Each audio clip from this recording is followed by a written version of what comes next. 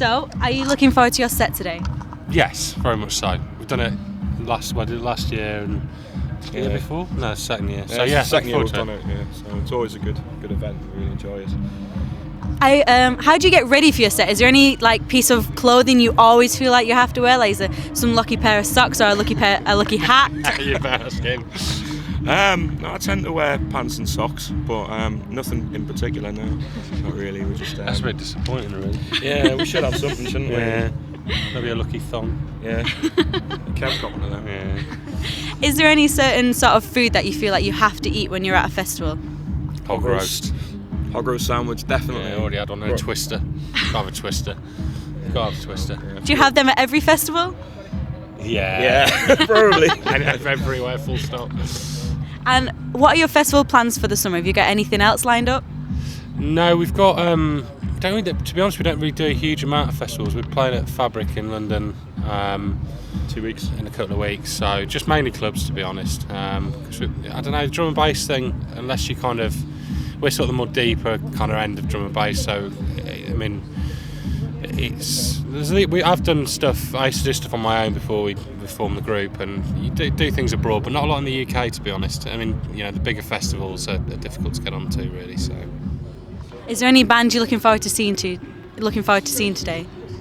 So Focus Live, he's always good. So you know, and he's kind of, like I say, he's one of those people that we've known since he was kind of a sort of small guy who sent demos to Ram. So yeah, it's good to see him headlining something like this, you know. So yeah, I'd quite like to catch Jake Bug actually. I think that would be quite cool. So I might have a wander. Bondax as well, actually. Bondax, yeah. Bondax, so. Definitely. Have you got any strange festival stories? Because festivals are quite well known for like attracting some strange people. Is there any run-ins that you've ever had with anybody? I had a nightmare here last year. It's not really a strange story, but I set up my laptop and Serato and everything on stage, and then I went off 5 minutes before I started to have a chat with him, went back on and saw the sound technician with my brand new MacBook upside down draining water out of it, and the roof had split above the stage and it had rained the night before, 5 minutes before I went on. So yeah, that was a fun story. Oh, that's making me cringe. Yeah, it wasn't good. So you're not leaving your MacBook alone at all? No, I've got an umbrella for it this time. You've got its own little stand. Yeah. And do you have any advice for local bands? Because Spark FM we're quite well known for trying to get local bands out there. So have you got any advice for them?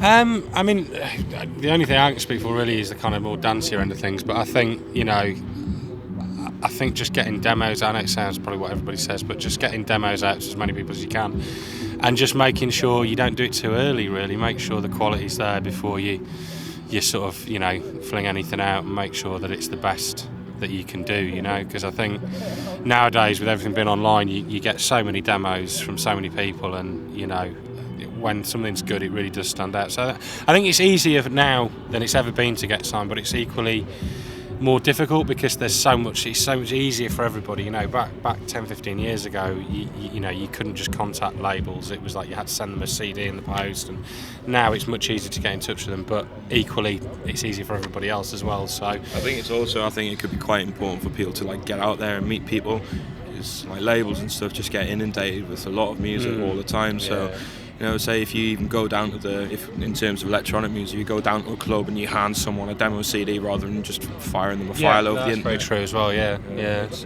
much better. Yeah. Is there any survival tips you can give people for festivals? Because there's a lot of people who wear the same clothes, and there's a lot of people who just have MacBook run-ins. Is there any survival tips you can give for festivals? Eat hog roast pork sandwiches. Eat hog roast and twisters, and take one of those. I tell you what are really good, those spare phone charger things. They're really good. I swear by them. Plug them in. Yeah, completely. Yeah. Well, thank you very much, guys, and I can't wait to see your set.